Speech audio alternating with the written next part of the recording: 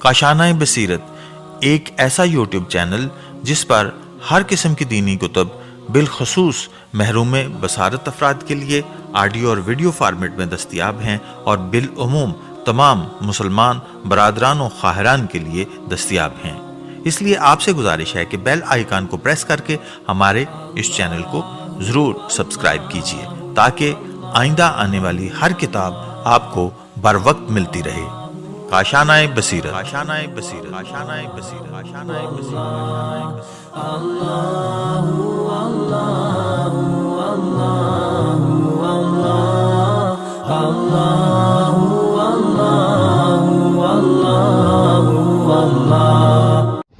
بسم اللہ الرحمن الرحیم۔ السلام علیکم۔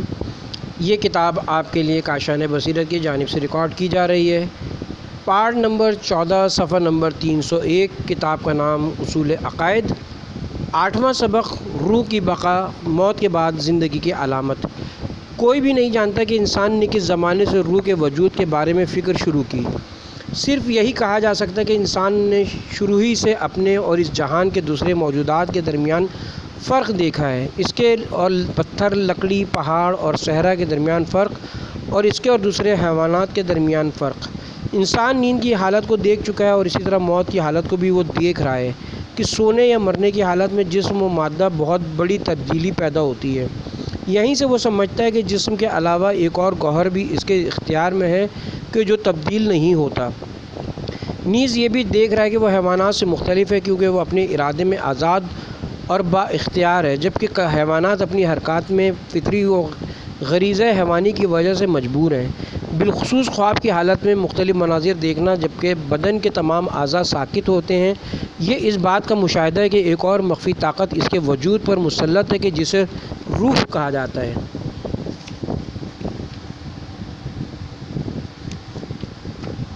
جب سے جہان بشر کے مفکرین نے علم فلسفے کی بنیاد رکھی، انہوں نے روح کو دوسرے فلسفی مسائل کے ساتھ ایک اہم مسئلہ بیان کیا ہے، یہاں تک کہ بقول بعض مفکرین اسلامی اب تک روح کی حقیقت اور اس کے متعلق دوسرے مسائل کے حوالے سے تقریباً 1000 اقوال و نظریات سامنے آ چکے ہیں۔ اگرچہ یہاں بحث بہت زیادہ ہے، لیکن اہم ترین چیز جس کا جاننا ہماری نظر میں ضروری ہے، اس سوال کا جواب ہے کہ آیا روح مادی ہے یا غیر مادی، یا یوں بھی کہہ سکتے ہیں کہ روح ایک مستقل چیز ہے یا دماغ اور اعصاب کے سلسلے کے مادی اور کیمیائی خواص میں سے ہے۔ مادی مکاتب کے فلسفے کا ایک گروہ اس بات پر مصر ہے کہ روح اور اس کے متعلق اشیاء مادی ہیں اور دماغ کے خلیات سیلز کے خواص میں سے ہیں، اور جب انسان مر جاتا ہے تو روح بھی اسی طرح ختم ہو جاتی ہے۔ جس طرح ایک گھڑی کو جب ہتھوڑی کی ایک ضرب سے توڑ دیا جائے تو فوراً ہی اس کی وقت بتانے والی حرکت بھی ختم ہو جاتی ہے۔ ان کے مد مقابل الہی فلسفہ اور حتیٰ کہ بعض مادی مکاتب کے حامل فلاسفہ بھی روح کی حقیقت اور جاویدانی کے قائل ہیں، اور ان کا عقیدہ ہے کہ جسم کی موت سے روح نہیں مرتی بلکہ وہ اسی طرح زندگی کی راہوں پر گامزن رہتی ہے۔ روح کی جاویدانی اور اس کے استقلال کے اثبات کے لیے بہت سی دقیق دلیلیں قائم کی گئی ہیں۔ ہم بطور اختصار ان میں سے بعض واضح دلیلوں کو سادہ اور روانہ عبارتوں سے اپنے عزیز نوجوانوں کے لیے ذکر کرتے ہیں تاکہ وہ خوب آگاہ ہو سکیں۔ نمبر 1، ایک بڑا جہان ایک محدود سی چھوٹی جگہ میں نہیں سما سکتا۔ فرض کریں آپ ایک بہت بڑے سمندر کے کنارے بیٹھے ہیں کہ جس کے ارد گرد سر بفلک پہاڑ تن کر کھڑے ہیں۔ سمندر کی بڑی بڑی امواج خشم و قہر سے گرجتی ہوئی بار بار ساحلی چٹانوں سے ٹکرا رہی ہیں اور اسی حالت غضب و شدت میں سمندر کی طرف پلٹ جاتی ہیں۔ پہاڑی سلسلے میں پھیلی ہوئی عظیم الحبسہ چٹانیں بخوبی بتا رہی ہیں کہ پہاڑوں کے اوپر کیا قیامت سا منظر برپا ہے۔ تا حد نگاہ نیلگوں آسمان کا خیمہ ان پہاڑوں اور سمندر پر لگا ہوا ہے، اور رات کے وقت اس کی عظمت و شکوہ کے جلوے دیکھنے والے ہوتے ہیں۔ ہم ایک لمحہ اس منظر کو دیکھ کر اپنی آنکھیں بند کر کے اپنے ذہن میں اسی منظر کو اسی شان و شوکت سے دوبارہ مجسم کرتے ہیں۔ بلا شبہ یہ اتنا بڑا ذہنی نقشہ اور یہ سب مناظر اسی قدر عظیم جگہ میں سمائیں گے ایسا ممکن نہیں کہ یہ دماغ کے محدود سے خلیات میں بند ہو جائیں۔ اگر ایسا ہو تو یہ بھی ہو سکتا ہے کہ بہت بڑے نقشے کو ایک معمولی سے نقطے میں بنا دیا جائے، حالانکہ یہ محال ہے۔ تو ذہن میں کیسے ممکن ہے؟ کیونکہ ہم بلا شبہ اس بہت بڑے منظر کو اسی عظمت و شکوہ کے ساتھ اپنے ذہن میں محسوس کر رہے ہیں۔ یہیں سے معلوم ہو رہا ہے کہ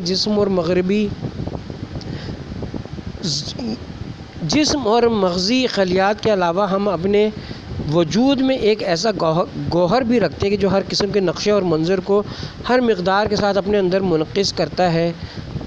لا محالہ یہ گوہر جہان مادے سے ماورا ہوگا، چونکہ جہان مادہ میں ایسا ہونا ناممکن ہے۔ نمبر 2، روح میں بیرونی دنیا کے انعکاس جیسی خصوصیت۔ ہم اپنے وجود میں بہت سے طبعی اور کیمیائی خواص پاتے ہیں، مثلا دل و معدے میں مختلف حرکات، یہ ایک فزیکلی عمل ہے، جبکہ پیٹ میں جانے والی غذا پر مختلف قسم کے مواد کا ترش، یہ ایک کیمیائی عمل ہے۔ اس قسم کی مثالیں ہمارے پورے جسم میں فراواں ہیں۔ اگر بالفرض روح، خیالات اور فکر سب کے سب مادی اور معنوی سیلز کی طبعی اور کیمیائی خصوصیات میں سے ہیں، تو پھر ان میں اور دوسری جسمانی خصوصیات میں اتنا بڑا فرق کیوں ہے؟ ہماری فکر، ہمارا خیال اور ہماری روح ہمیں بیرونی دنیا سے مربوط کرتی ہیں۔ جو کچھ ہمارے ارد گرد ہو رہا ہے ہمیں اس سے بخوبی آگاہ کرتی ہیں، جبکہ معدے کے کیمیائی مواد اور طبعی حرکات، آنکھ، زبان اور ہمارے دل کی یہ کیفیت نہیں ہے۔ ایک اور انداز سے اس مطلب کو واضح کرتے ہیں کہ ہم اچھی طرح محسوس کرتے ہیں کہ بیرونی دنیا سے ہم اپنے وجود کے ساتھ مربوط ہیں اور بیرونی دنیا کے مسائل سے آگاہ ہیں، لیکن سوال یہ ہے کہ آیا بیرونی دنیا ہمارے اندر داخل ہوئی ہے؟ یقیناً نہیں۔ تو پھر اصل مسئلہ کیا ہے؟ یقیناً بیرونی جہان کا منظر ہمارے پاس آتا ہے، جس سے روح میں پائی جانے والی انعکاس جیسی خصوصیت کی وجہ سے ہم بخوبی آگاہ ہو جاتے ہیں، اور یہ انعکاس کی خصوصیت ہمارے جسم کے کسی بھی طبعی یا کیمیائی حصے میں نہیں ہے۔ پھر ایک اور طرح سے وضاحت کرتے ہیں، بیرونی دنیا کے موجودات سے باخبر ہونے کے لیے ان پر ایک قسم کا تسلط ضروری ہے۔ یہ کام مغزی خلیات یا سیلز کا نہیں ہے۔ مغزی خلیات یا سیلز بدن کے دوسرے سیلز کی مانند صرف بیرونی دنیا کے عمل اور رد عمل سے متاثر ہوتے ہیں۔ اس خصوصیت سے واضح ہو رہا ہے کہ بدن کی فزیکلی اور کیمیائی تبدیلیوں کے علاوہ یہاں ایک اور حقیقت بھی موجود ہے جو ہمارے وجود سے باہر کی دنیا پر ہمارا تسلط برقرار رکھتی ہے اور ہم ان سے آگاہ ہو جاتے ہیں، اور یہ حقیقت روح کے علاوہ کچھ نہیں، اور یہ ایسی حقیقت ہے جو اس مادی جہان اور اس کی خصوصیات سے بڑھ کر ہے۔ روح کے حقیقی ہونے اور مستقل ہونے پر تجرباتی دلائل۔ خوش قسمتی سے آج مفکرین جہان نے مختلف علمی اور تجرباتی راہوں سے روح کی مستقل اور حقیقی حیثیت کو ثابت کر دیا ہے، اور ان لوگوں کو مضبوط دندان شکن جواب دیا ہے جو روح کی مستقل حیثیت کے منکر ہیں یا اسے مادی خواص میں سے سمجھتے ہیں۔ نمبر 1، مقناطیسی نیند، اور ان محکم دلائل میں سے ہے جو بہت زیادہ تجربات کے بعد سامنے آتے ہیں، اور بہت سے لوگوں نے اس چیز کو دیکھا ہے، اور جن لوگوں نے اسے نہیں دیکھا ان کے لیے تھوڑی سی وضاحت ضروری ہے، اور وہ یہ ہے کہ کچھ افراد مختلف علمی طریقوں سے دوسروں کے ذریعے نیند میں چلے جاتے ہیں۔ نیند لانے والے عامل کہلاتا ہے، اور وہ جو نیند میں چلا جاتا ہے اسے معمول کہا جاتا ہے۔ اس میں تلقین، فکری ارتکاز اور آنکھ کی مقناطیسی قوت اور دوسرے ذرائع سے معمول کو گہری نیند میں لے جایا جاتا ہے، لیکن یہ کوئی معمول کے مطابق نیند نہیں ہوتی، بلکہ ایسی نیند ہوتی ہے کہ جس میں سونے والے کے ساتھ رابطہ برقرار رہتا ہے، اس سے سوال و جواب ہو سکتا ہے۔ اسی حالت میں اس کی روح کو مختلف جگہ بھیجا جاتا ہے، اور وہ کبھی نئی خبریں لاتی ہے اور ایسے مسائل کے حوالے سے ہمیں مطلع کرتی ہے کہ جن کے بارے میں ہم عام حالت میں مطلع نہیں ہوتے۔ کبھی وہ اسی مقناطیسی نیند میں اپنی مادری زبان سے ہٹ کر ایسی زبان میں گفتگو کرتا ہے جس سے وہ بالکل آشنا نہیں ہوتا، بلکہ کبھی وہ اسی حالت میں ریاضی کے پیچیدہ ترین سوال حل کرتا ہے۔ کبھی وہ ایسے صندوق میں پڑی ہوئی الواح پر لکھتا ہے کہ جس کے دروازے پر مضبوطی سے بند ہیں، اور یہاں تک کہ کبھی یہ ارواح دھندلی صورتوں اور روشن سایوں کی مانند مختلف پروگراموں میں ظاہر ہوتی ہیں۔ اس کی تشریح ہم نے کتاب عود الارواح میں کی ہے۔ اسپریتسم، یہ موت کے بعد ارواح سے ارتباط، روح کی حقیقت اور اس کی مستقل حیثیت پر ایک اور دلیل ہے۔ آج بھی ایسے کام کرنے والے لوگوں کی پوری دنیا میں تنظیمیں ہیں کہ مشہور مصری دانشور فرید وجدی کے بقول تقریباً 300 رسالے اور اخبار ان تنظیموں کی طرف سے پوری دنیا میں نشر ہوتے ہیں۔ دنیا کی بڑی مختلف شخصیات ان کے پروگراموں میں شرکت کرتی ہیں اور ان کی موجودگی میں ارواح سے رابطہ کیا جاتا ہے اور معمول سے ہٹ کر خارق العادت عجیب و غریب کام کیے جاتے ہیں۔ اگرچہ بہت سے فریب کار جو کہ در حقیقت ان مسائل روح سے رابطے سے لا علم ہوتے ہیں، لیکن لوگوں کو فریب دینے کے لیے اس قسم کے دعوے کرتے ہیں کہ وہ روح سے رابطہ کر سکتے ہیں اور اس حوالے سے بہت غلط فائدے اٹھاتے ہیں۔ لیکن اس قسم کا فریب اور غلط فائدہ اٹھانا اس وجود حقیقت کو نہیں چھپا سکتا کہ جس کا بڑے محققین نے اعتراف کیا ہے، اور وہ یہ کہ ارواح سے رابطہ کرنا ممکن ہے۔ یہ سب کچھ انسان کی روح کی حقیقت اور اس کی مستقل حیثیت اور اس کی موت کے بعد باقی رہنے پر دلیل ہے، اور ساتھ یہ کہ موت کے بعد زندگی اور معاد کی طرف بھی ایک مؤثر قدم ہے۔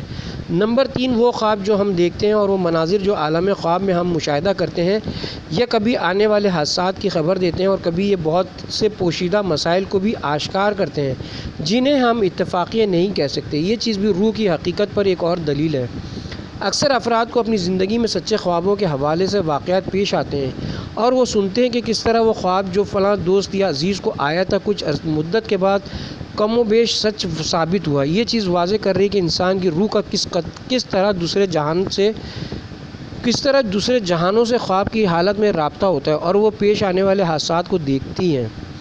بہرحال مجموعی طور پر یہ سب کچھ واضح کر رہا ہے کہ روح نہ مادی ہے اور نہ وہ دماغ کی فزیکلی اور کیمیائی خصوصیت ہے، بلکہ ماورائے طبیعت ایک حقیقت ہے جو بدن کی موت سے ختم نہیں ہوتی، اور یہ چیز خود ہی مسئلہ معاد اور موت کے بعد جہان کے اسبات کی راہ کو ہموار کرتی ہے۔ نواں درس، جسمانی اور روحانی معاد کی بحث میں اٹھائے جانے والے اہم سوالات میں سے ایک سوال یہ ہے کہ آیا معاد میں صرف روحانی جنبہ یا اس جہان میں انسان کا بدن اور جسم بھی دوبارہ لوٹ آئے گا اور انسان اسی روح اور جسم کے ساتھ جو اس دنیا میں ہے وہاں بھی ایک اچھی اور بلند حیثیت کے ساتھ اپنی نئی زندگی کو شروع کرے گا۔ کچھ سابقہ فلسفی حضرات صرف ماد روحانی کے قائل تھے اور جسم کو ایسا وسیلہ یہ سواری سمجھتے تھے جو صرف اس دنیا میں انسان کے ساتھ ہے اور موت کے بعد انسان اس کا محتاج نہیں رہے گا اور اسے چھوڑ کر عالم ارواح کی طرف چلا جائے گا۔ لیکن عالم اسلام کے بزرگ علماء اور اکثر فلاسفہ کا عقیدہ یہ ہے کہ معاد میں دونوں پہلو ہیں، یعنی روحانی اور جسمانی۔ یہ بات درست ہے کہ یہ جسم خاک بن جائے گا اور یہ خاک بکھر کر کہاں کی کہاں چلی جائے گی، لیکن وہ قادر اور عالم ذات روز قیامت ان تمام ذرات کو جمع کرے گی اور انہیں دوبارہ نئی زندگی کا لباس پہنائے گی۔ وہ اس چیز کو مادہ جسمانی کے ساتھ تعبیر کرتے ہیں، کیونکہ روز قیامت روح کا لوٹنا تو ایک ثابت شدہ بات ہے، بحث صرف جسم کے لوٹنے کے حوالے سے ہے، اسی لیے انہوں نے اپنے عقیدے کو جسمانی معاد کا نام دیا ہے۔ بہرحال وہ تمام آیات قرآن جو معاد کے حوالے سے گفتگو کرتی ہیں، اگرچہ وہ بہت زیادہ اور مختلف قسم کی ہیں، وہ ماد جسمانی کو بیان کرتی ہیں۔ جسمانی معاد پر قرآنی شواہد۔ پہلے ہم پڑھ چکے ہیں کہ کس طرح ایک بدو عرب فرسودہ ہڈی کو لیے پیغمبر اکرم کی خدمت میں حاضر ہوتا ہے اور کہتا ہے کہ کون اس کو زندہ کرے گا۔ پیغمبر اکرم حکم پروردگار کے مطابق جواب فرماتے ہیں، وہی جس نے اسے پہلی دفعہ پیدا کیا تھا، وہی جس نے آسمان اور زمین کی تخلیق کی اور سرسبز درخت سے آگ باہر نکالتا ہے، جیسے کہ سورہ یاسین کے آخر میں یہ آیات موجود ہیں۔ قرآن ایک اور مقام پر فرماتا ہے، تم قیامت میں قبروں سے نکلو گے، سورہ یاسین آیت نمبر 51 اور سورہ قمر آیت نمبر 7۔ اور ہم یہ جانتے ہیں کہ قبریں خاک ہو جانے والے اجسام کی جگہیں ہیں، ارواح کی جگہ نہیں ہیں۔ اصولی طور پر معاد کے منکرین کی حیرت کا مرکز یہی تھا کہ جو وہ کہتے ہیں کہ کس طرح جب کہ ہم خاک ہو چکے ہوں گے اور ہماری خاک بکھر جائے گی، دوبارہ ہم زندگی کی طرف لوٹ جائیں گے۔ سورہ سجدہ آیت نمبر 10۔ اور قرآن انہیں جواب دے رہا ہے کہ جس طرح پروردگار اس پر قادر ہے کہ وہ کسی چیز کو پہلی دفعہ پیدا کرے، وہ اس پر بھی قادر ہے۔ کیا انہوں نے کبھی غور نہیں کیا کہ اللہ خلقت کی ابتدا کیسے کرتا ہے، پھر اس کا اعادہ کرتا ہے؟ یقیناً اللہ کے لیے یہ اعادہ زیادہ آسان ہے۔ سورہ عنکبوت آیت نمبر 19۔ کوئی جاہل عرب کہہ رہا تھا کس طرح یہ مرد تمہیں وعدہ دے رہا ہے کہ جب تم مر جاؤ گے اور خاک آلود ہڈی بن جاؤ گے تو پھر دوبارہ زندگی کی طرف لوٹ جاؤ گے۔ سورہ مومنون آیت نمبر 35۔ یہ سب قرآنی تعبیرات اور دوسری آیات واضح طور پر تباہی ہیں، واضح طور پر بتا رہی ہیں کہ پیغمبر اسلام نے ہر جگہ جسمانی مات کا مسئلہ مورد بحث قرار دیا تھا، اور تنگ نظر مشرکین کے لیے باعث حیرت بھی یہی بات تھی۔ اور جیسا کہ ہم نے دیکھا ہے قرآن مادہ جسمانی کی وضاحت کے حوالے سے عالم نباتات اور اس قسم کے دوسرے عوالم کی مثالیں دیتا ہے، اور پروردگار کی پہلی تخلیق اور اس کی قدرت کو بطور شاہد ذکر کرتا ہے۔ اسی لیے یہ ممکن نہیں کہ کوئی مسلمان ہو اور بہت ہی کم حد تک قرآن سے آگاہی رکھتا ہو اور پھر بھی جسمانی مات کا انکار کرے، کیونکہ جسمانی مات کا انکار قرآن کی نظر میں خود مات کے انکار کے مساوی ہے۔ عقلی شواہد اس سے صرف نظر کریں تو عقل کہتی ہے کہ روح اور بدن باوجود مستقل حیثیتوں کے دو علیحدہ حقیقتیں نہیں ہیں، بلکہ آپس میں پیوند اور رابطہ رکھتی ہیں۔ دونوں کی اکٹھی نشوونما ہوتی ہے، اکٹھے راہ کمال طے کرتی ہیں، اور اسی طرح واضح سی بات ہے کہ ابدی زندگی گزارنے کے لیے بھی دونوں ایک دوسرے کے محتاج ہیں۔ اگر یہ دونوں زمانہ برزخ دنیا و آخرت کے درمیانی عرصے میں کچھ مدت کے ایک دوسرے سے دور رہتے ہیں تو یہ جدائی ہمیشہ کے لیے ممکن نہیں ہے۔ جس طرح جسم روح کے بغیر ناقص ہے، اسی طرح روح بھی جسم کے بغیر نقصان میں ہے۔ روح حاکم اور عامل حرکت ہے، اور بدن فرما بردار اور وسیلہ حرکت ہے۔ کوئی بھی حاکم اپنے فرما بردار اور کوئی فنکار اپنے وسائل سے بے نیاز نہیں ہے۔ چونکہ روح بروز قیامت اس جہان سے بڑھ کر اچھی وضعیت میں ہوگی، تو بدن بھی اسی طرح راہ کمال طے کرتے ہوئے اسی مقام پر ہوگا، اور یہ بھی ہوگا کہ انسان کا جسم روز قیامت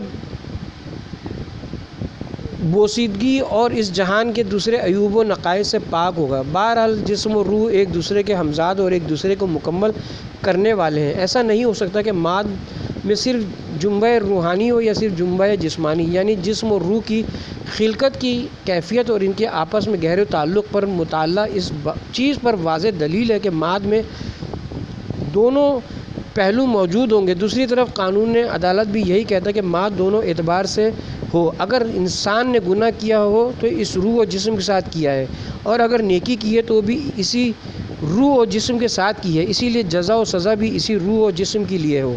اگر یہ سزا و جزا صرف جسم یا صرف روح کے لیے ہو تو قانون عدالت کا اجرا نہیں ہو سکے گا۔ مادہ جسمانی کے حوالے سے سوالات۔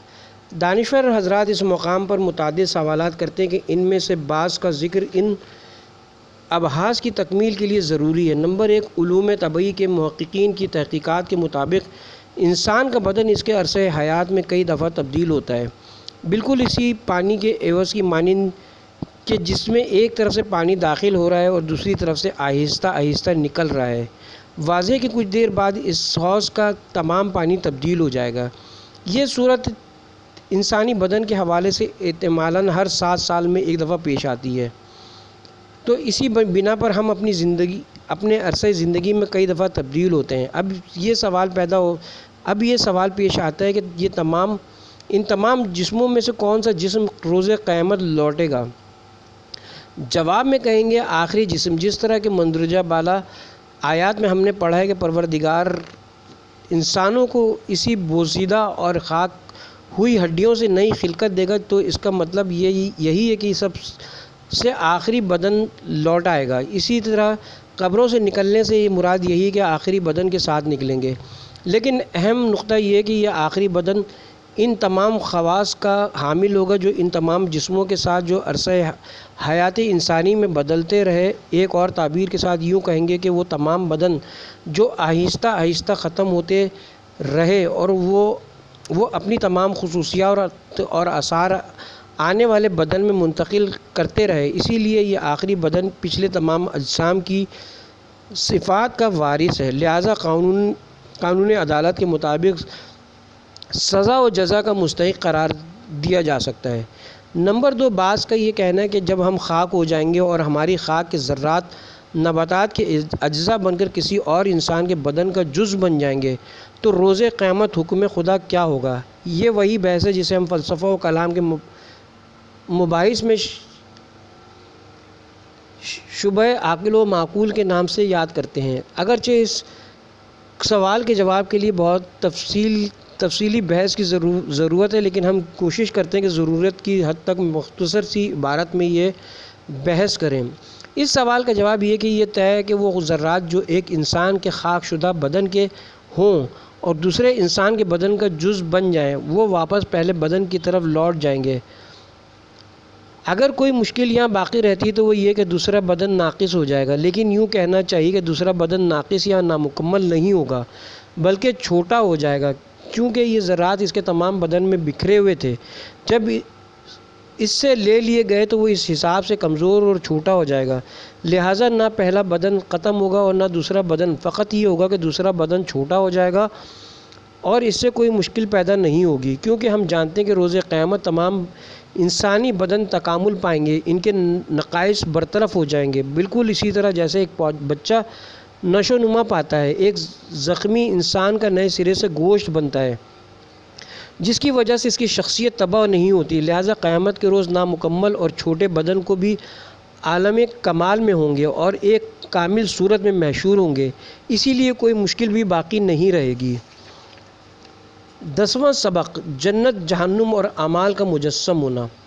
بہت سے لوگ اپنے آپ سے یہ سوال کرتے ہیں کہ موت کے بعد کا جہان بالکل اسی جہان کی مانند ہے یا اس سے مختلف ہے؟ وہاں کے مزے اور وہاں کی سزائیں مختصر یہ کہ وہاں پر حاکم نظام اور قوانین بالکل اسی جہان کی مانند ہیں۔ تو جواب میں ہم واضح طور پر کہیں گے کہ ہمارے پاس بہت سے شواہد ہیں جو واضح کر رہے ہیں کہ وہ جہان اس جہان سے بہت ہی جہاد سے مختلف ہے۔ جو کچھ قیامت کے بارے میں ہم یہاں جانتے ہیں وہ اس کی شبیہ ہے، جیسے دور سے کسی کی شبیہ دکھائی جاتی ہے۔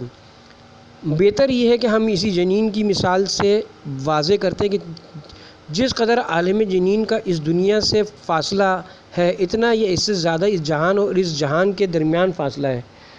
وہ بچہ جو عالم جنین میں ہے، اگر وہ عقل و شعور کا حامل ہو اور وہ یہ چاہے کہ باہر کی دنیا، آسمان، زمین، چاند، سورج، ستارے، پہاڑ، جنگل اور دریاؤں کی صحیح تصویر لے، تو یہ طے ہے کہ وہ کسی بھی صورت میں ایسا نہیں کر سکتا۔ لہٰذا وہ بچہ جو عالم جنین میں ہے اور اس ماں کے شکم میں چھوٹے سے جہان کا ایک حصہ ہے، اس کے لیے چاند، سورج، دریا، امواج، طوفان، باد نسیم، پھول اور جہان کی خوبصورتیاں بالکل کوئی مفہوم نہیں رکھتی۔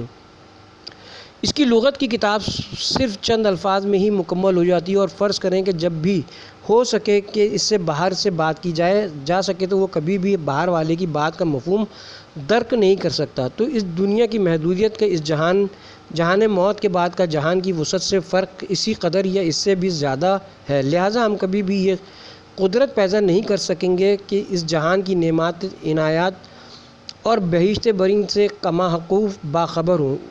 اسی لیے ہم ایک حدیث میں پڑھتے ہیں، جنت میں ایسی نعمتیں کہ جنہیں کسی آنکھ نے نہیں دیکھا ہے اور نہ کسی کان نے سنا ہے اور نہ کسی دماغ میں خیال آیا ہے۔ قرآن مجید نے اسی بات کو ایک اور انداز میں بیان کیا ہے سورہ سجدہ آیت نمبر 17 میں، اور کوئی شخص نہیں جانتا کہ ان کے اعمال کے صلے میں ان کی آنکھوں کی ٹھنڈک کا کیا کیا سامان پردہ غیب میں موجود ہے۔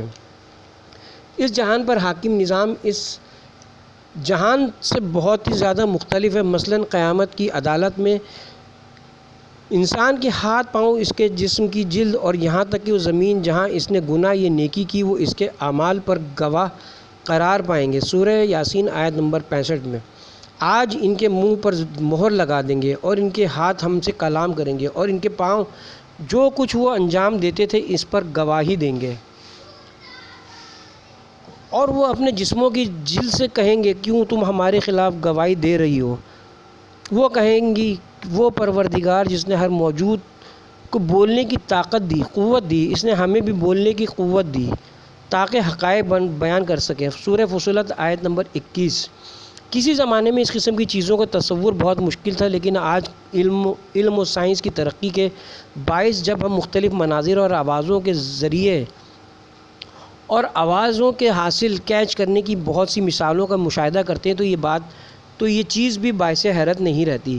بہرحال اگرچہ ہم اس جہان کی نعمات کے بارے میں دور سے نظر آنے والی شبیہ کے مانند جتنا بھی علم رکھتے ہوں، اس کی وسعت، اہمیت اور اس کی خصوصیت کو تفصیلاً نہیں جان سکتے، لیکن ہم اس قدر جانتے ہیں کہ اس جہان کی نعمتیں اور اسی طرح اس جہان کی سزائیں دونوں پہلوؤں کی حامل ہیں، یعنی جنبے جسمانی اور جنبے روحانی، کیونکہ جب معاد میں دونوں پہلو ہیں تو اس کی جزا و سزا میں بھی دونوں جہتیں ہونی چاہیے۔ جس طرح کہ پروردگار مادی اور جسمانی نعمات کے بارے میں فرما رہا ہے سورہ بقرہ آیت نمبر 25 میں، وہ جو ایمان لائے اور نیک اعمال انجام دیتے رہے انہیں بشارت دیں کہ ان کے لیے ایسے جنت کے باغات ہیں کہ جن کے درختوں کے نیچے نہریں جاری ہیں اور ان کے لیے پاکیزہ بیویاں ہیں اور وہ ہمیشہ کے لیے رہیں گے۔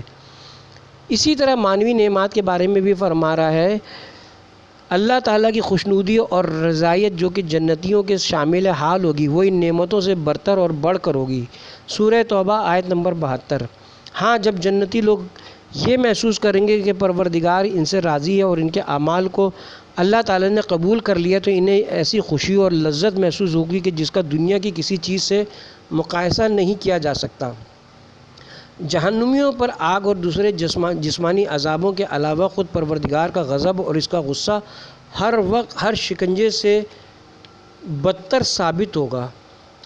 اعمال کا مجسم ہونا۔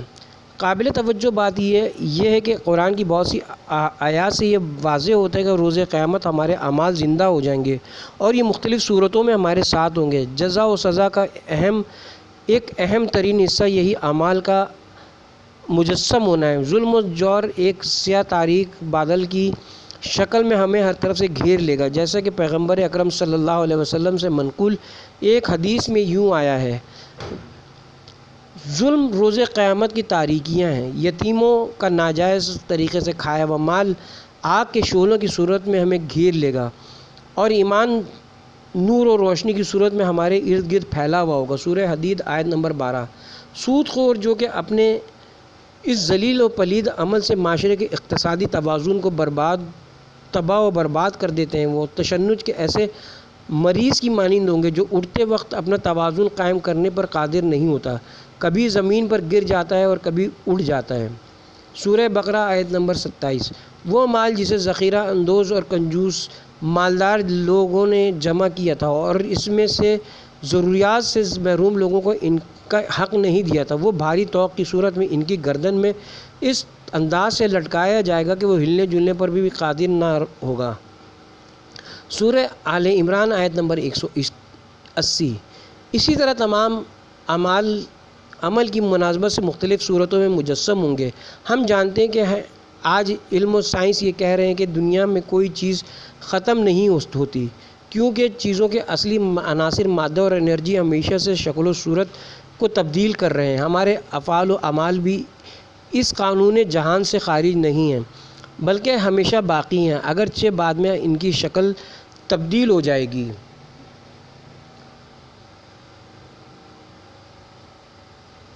قرآن مجید قیامت کے بارے میں ایک مختصر مگر لرزا دینے والی عبارت میں یوں فرما رہا ہے، سورہ کہف آیت نمبر 49۔